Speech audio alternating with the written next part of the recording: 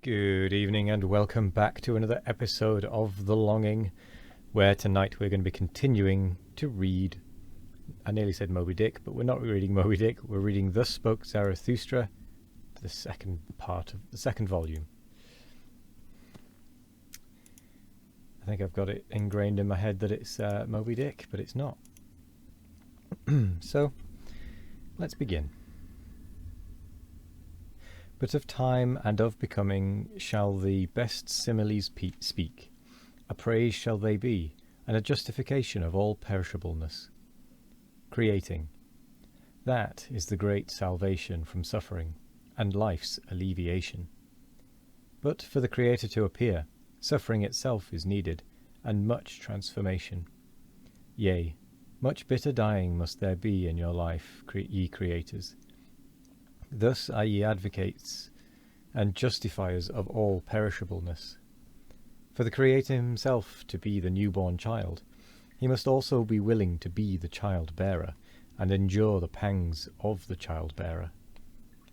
Verily, through 100 souls went I my way, and through 100 cradles and birth-throes. Many a farewell have I taken. I know the heart-breaking last hours. But so willeth it my creating will, my fate. Or, to tell you it more candidly, just such a fate willeth my will. All feeling suffereth in me, and is in prison, but my willing ever cometh to me as mine emancipator and comforter. Willing emancipateth, that is the true doctrine of will and emancipation. So teacheth you Zarathustra. No longer willing, and no longer valuing, and no longer creating. Ah, that great debility may ever be far from me.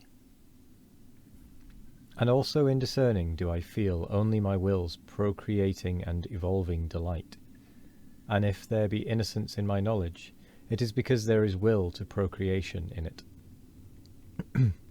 Away from God and gods did this will allure me.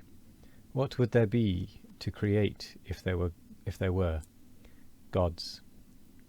But to man doth it ever impel me anew. My fervent creative will, thus impelleth it the hammer to the stone. Ah, ye men, within the stone slumbereth an image for me, the image of my visions. Ah, that it should slumber in the hardest, ugliest stone. Now rageth my hammer ruthlessly against its prison. From the stone fly the fragments. What's that to me? I will complete it, for a shadow came unto me. The stillest and lightest of all things once came unto me. The beauty of the Superman came unto me as a shadow. Ah, my brethren, of what account now are the gods to me? Thus spake Zarathustra. 25. The Pitiful. My friends, there hath arisen a satire on your friend. Behold Zarathustra, waketh he not amongst us as if amongst animals? But it is better said in this wise: the discerning one walketh amongst men as amongst animals. Man himself is to the discerning one the animal with red cheeks. How hath that happened unto him? Is it not because he hath had to be ashamed too oft? O my friends, thus speaketh the discerning one: shame, shame, shame. That is the history of man. And on that account doth the noble one enjoin upon himself not to abash. Bashfulness doth he enjoin on himself in presence of all sufferers. Verily I like them not, the merciful ones, whose bliss is in their pity. Too destitute are they of bashfulness. If I must be pitiful, I dislike to be called so, and if I be so, it is preferably at a distance. Preferably also do I shroud my head, and flee before being recognized, and thus do I bid you do, my friends. May my destiny ever lead unafflicted ones like you across my path. and those with whom I may have hope and repast and honey in common. Verily I have done this and that for the afflicted, but something better did I always seem to do when I had learnt to enjoy myself better. Excuse me. Since humanity came into being, man hath enjoyed himself too little. That alone, my brethren, is our original sin. And when we learn better to enjoy ourselves, then do we unlearn best to give pain unto others, and to contrive pain. Therefore do I wash the hand that hath helped the sufferer, therefore do I wipe also my soul. For in seeing the sufferer suffering, thereof was I ashamed on account of his shame, and in helping him, sorely did I wound his pride. Great obligations do not make grateful, but revengeful. And when a small kindness is not forgotten, it becometh a gnawing worm. Be shy in accepting, distinguish by accepting. Thus do I advise those who have naught to bestow. I, however, am a bestower. Willingly do I bestow as friend to friends. Strangers, however, and the poor, may pluck for themselves the fruit from my tree. Thus doth it cause less shame. Beggars, however, one should entirely do away with.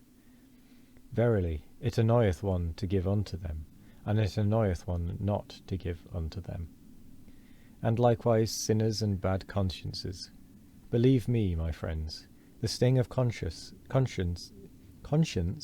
teacheth one to sting. The worst things, however, are the petty thoughts. Verily, better to have done evilly than to have thought pettily. To be sure, ye say, the delight in petty evils spareth one many a great evil deed. But here one should not wish to be sparing. Like a boil is the evil deed. It itcheth and irritateth, and breaketh forth. It speaketh honourably. Behold, I am disease, saith the evil deed. That is its honourableness. But like infection is the petty thought. It creepeth and hideth, and wanteth to be nowhere, until the whole body is decayed and withered by the petty infection.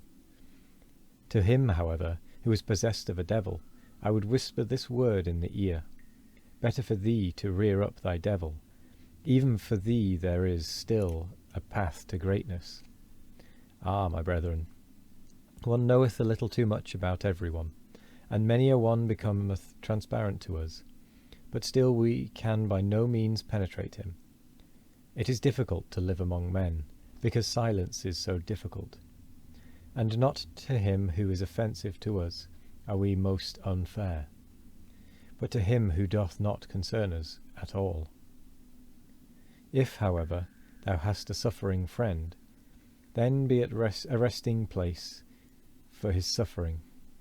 Then be a resting place for his suffering, like a hard bed, however, a camp bed. Thus wilt thou serve him best.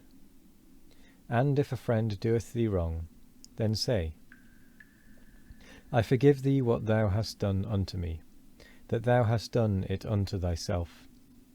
However, how could I forgive that? Thus speaketh all great love. It surpasseth even forgiveness and pity. One should hold fast one's heart, for when one letteth it go, how quickly doth one's head run away. Ah, where in the world have there been greater follies than with the pitiful? And what in the world hath caused more suffering than the follies of the pitiful? Woe unto all loving ones who have not an elevation which is above their pity. Thus spake the devil unto me once on a time. Even God hath his hell, it is his love for man. And lately did I hear him say these words, God is dead, of pity for his man. Of his pity for man hath God died. So be ye warned against pity. From thence there yet cometh unto men a heavy cloud. Verily I understand where the signs. But attend also to this word, all great love is above all its pity, for it seeketh to create what is loved. Myself do I offer unto my love, and my neighbour as myself. Such is the language of all creators. All creators, however, are hard. Thus spake Zarathustra. And with that, we've come quite neatly to the end of the episode, and the end of the chapter, or part. I'm not really sure what they are. I'm assuming chapters. So, that is also another 10 pages, quite handily. So I will say thank you very much for joining me today. I hope you all have a wonderful morning, evening, afternoon or night. No matter what time of day it is, I hope you all have a wonderful one of it. And as always, we will be back tomorrow for more of The Longing. Goodbye.